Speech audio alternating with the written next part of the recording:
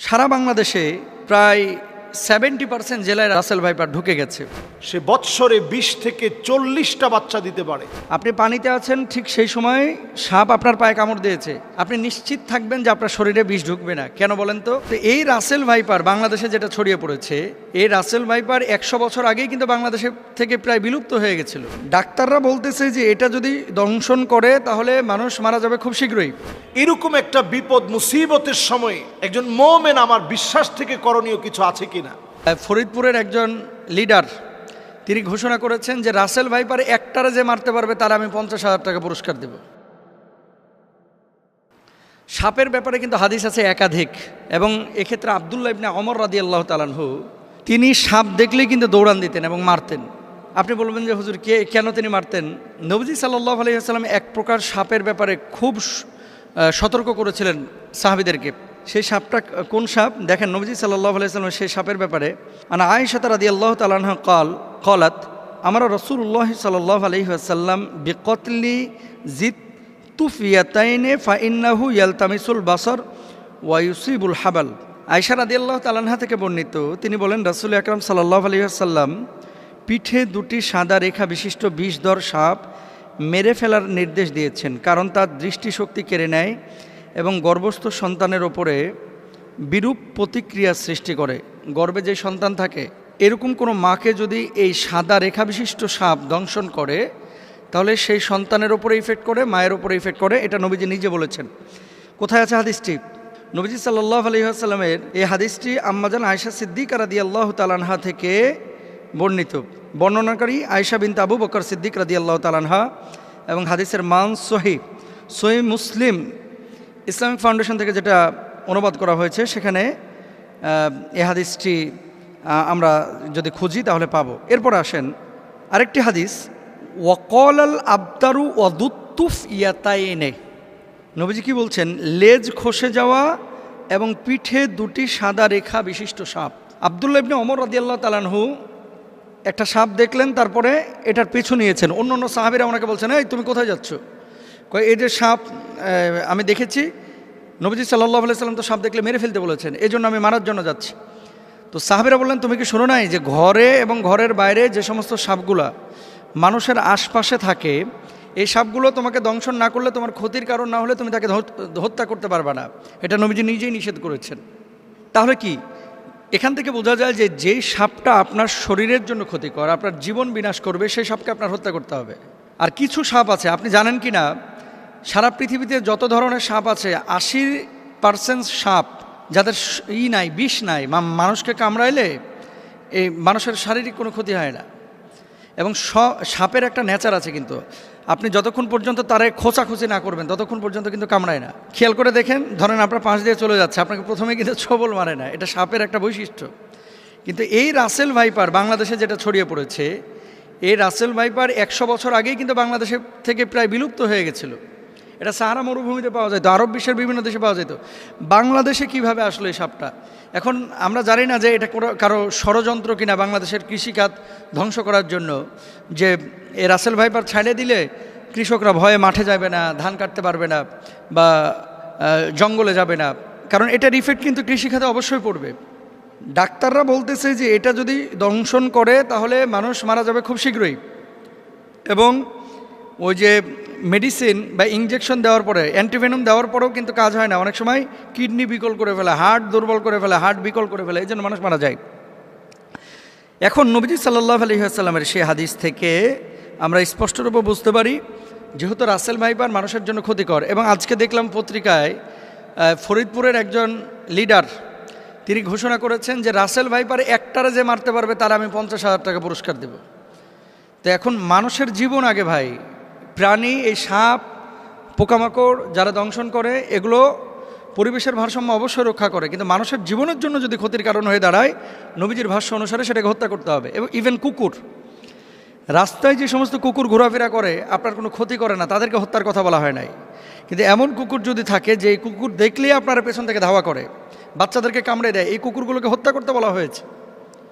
সুতরাং রাসেল ভাইপারের যে বিষয়টা, এটা হাদিস থেকে আমরা যেটা বুঝি, নবীজি সাল্লাল্লাহু আলাইহি ওয়াসাল্লাম বলেছেন ক্ষতিকারক যদি হয়ে থাকে তাহলে সেখানে তাকে হত্যা করা যাবে। এবার আসেন, সারা বাংলাদেশে প্রায় 70% জেলায় রাসেল ভাইপার ঢুকে গেছে। এখন সাপে কামড়াইলে বাংলাদেশে আমরা কিছু ভুল বা কুসংস্কার কাজ করে থাকি, যেগুলো আসলে চিকিৎসা বিজ্ঞানের আলোকেও অথেন্টিক না এবং কোরআন হাদিসের আলোকেও অথেন্টিক না। মনে রাখতে হবে, যখন কোনো বিষয় আপনার শারীরিকভাবে কোনো ক্ষতি করছে, প্রথমত আপনাকে কারণটা বের করতে হবে যে কী কারণে এটা হলো। সাপে কামড়াইছে, সাপে কামড়ানোর পরে এই বিষটা কিন্তু আপনার শরীরের মধ্যে ঢুকতেছে। এখন আপনি শরীরের মধ্যে বিষ ঢুকেছে, ওই জায়গাটা না বেঁধে আপনি নিয়ে গেলেন ওঝার কাছে।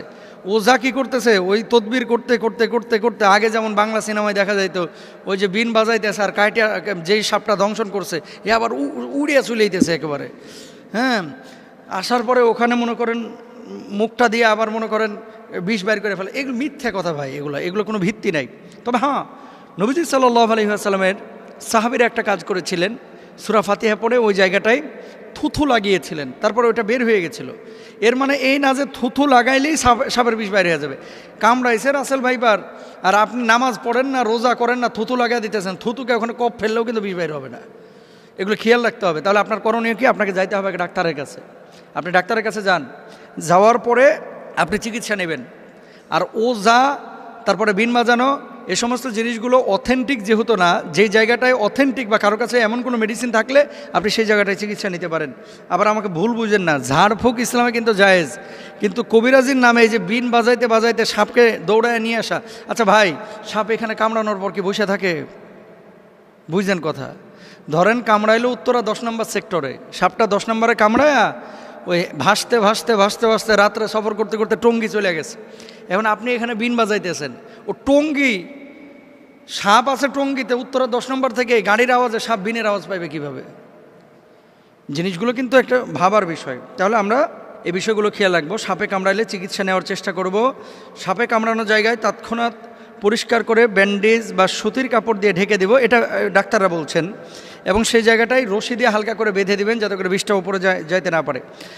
মনে রাখবেন, আপনি পানির মধ্যে পা দিয়ে রেখেছেন, পানিতে থাকা কোনো সাপ যদি পায়ের ওপরে কামড় দেয়, এটা খুব মনোযোগ দিয়ে শুনবেন।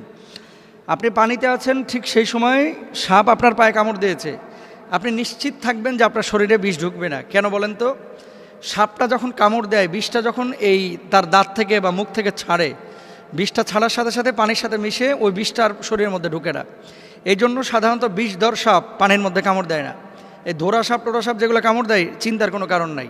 কিন্তু শুকনো জায়গায় যদি আপনারা সাপে কামড় দেয়, বি কেয়ারফুল, এখানে আমাদের সচেতন হতে হবে।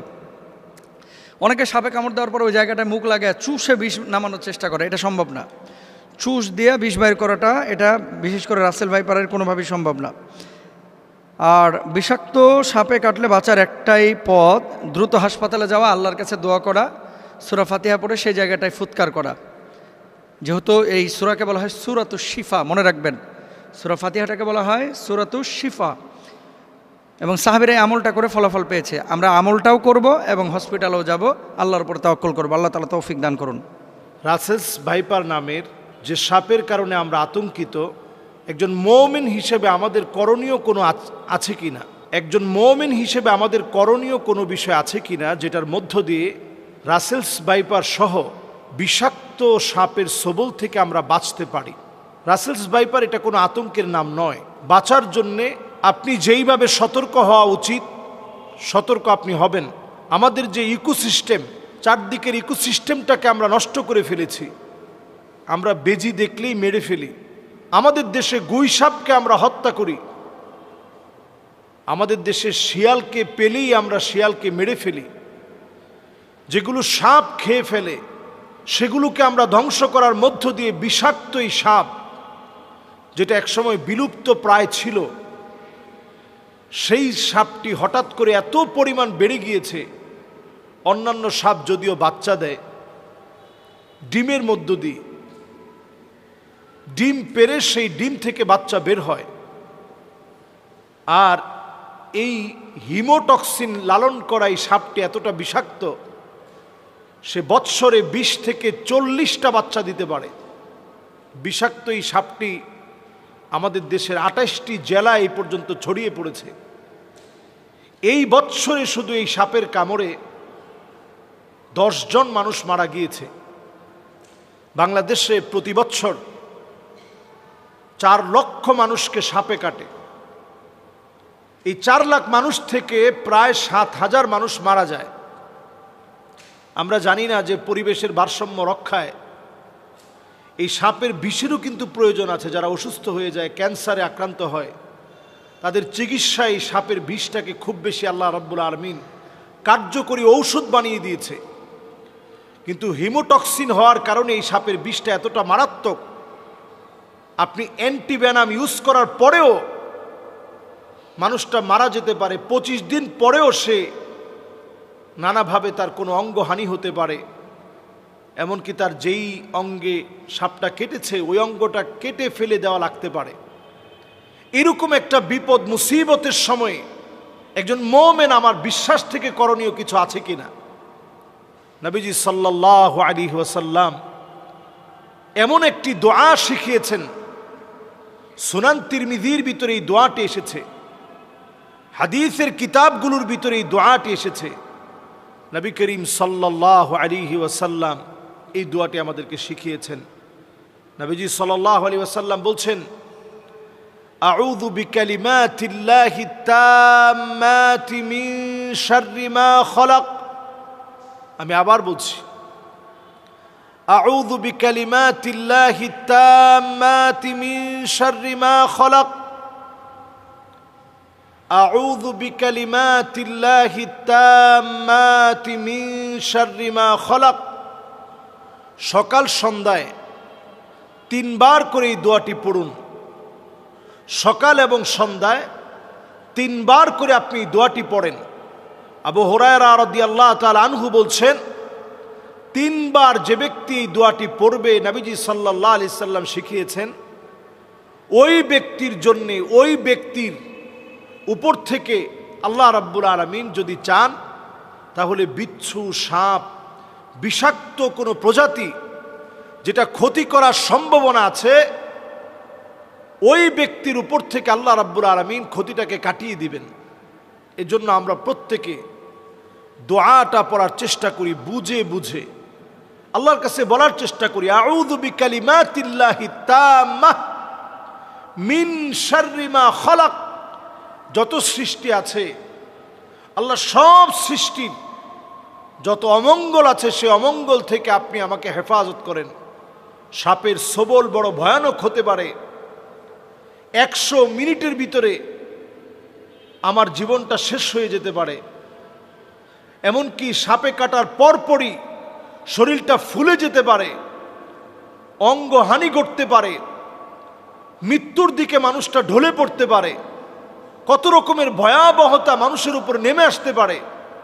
এই জন্য এই সময়টাতে আমি আপনি, বর্ষাকালে যেহেতু সাপের প্রাদুর্ভাব বেড়ে যায়, এই সময়টাতে আমরা সতর্ক হই। ফরিদপুরের একজন ব্যক্তি, তিনি এই সাপকে যে মারতে পারবে তার জন্য 50,000 টাকা তিনি বাজেট করেছেন, যে এক একটা রাসেলস ভাইপার যদি মারতে পারে 50,000 টাকা তিনি দিবেন। এটা কেন তিনি এটা বলেছেন? মানুষের মধ্যে এখন প্রচণ্ড ভয়ভীতি কাজ করছে।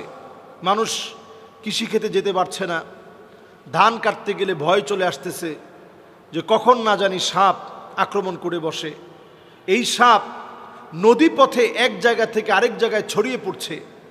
আমাদের দেশের 28টা জেলাতে এখন প্রচণ্ডভাবে এবং প্রচুর পরিমাণে, যেহেতু বংশ বিস্তারে 20 থেকে 40টি বাচ্চা একবারেই সে দিতে পারে, খুব দ্রুত পরিসরে তার বংশ ছড়িয়ে পড়ে। এজন্য আমরা আল্লাহর কাছে এই আযাব থেকে পানাহ চাই। এবং এই সাপের ভয়াবহতা দেখার পরে রাসেলস ভাইপার অথবা চন্দ্রঘোড়া সাপ, দেখবেন চাঁদের মতো ছোপ থাকে, এই চাঁদের মতো ছোপ দেওয়া সাপটা আমাদের ঘরের আশেপাশে আঙিনায়, এই সাপের ভয়াবহতা থেকে বাঁচতে এমন কিছু উদ্ভিদ আছে যেই গাছগুলোর ঘ্রাণ, যেই গাছগুলো লাগানোর পরে এর ঘ্রাণ সাপ গ্রহণ করতে পারে না, সহ্য করতে পারে না। এই ধরনের গাছগুলো বেশি লাগানো। এমন কিছু গাছ আছে যেই গাছগুলো সাপ অনেক বেশি পছন্দ করে, এর মধ্যে লেবু গাছ, এবং আমাদের এমন কিছু ফুলের গাছ আছে যেই গাছগুলো দেখবেন সাপ খুব পছন্দ করে। লেবু গাছটা খুব পছন্দ করে কেন?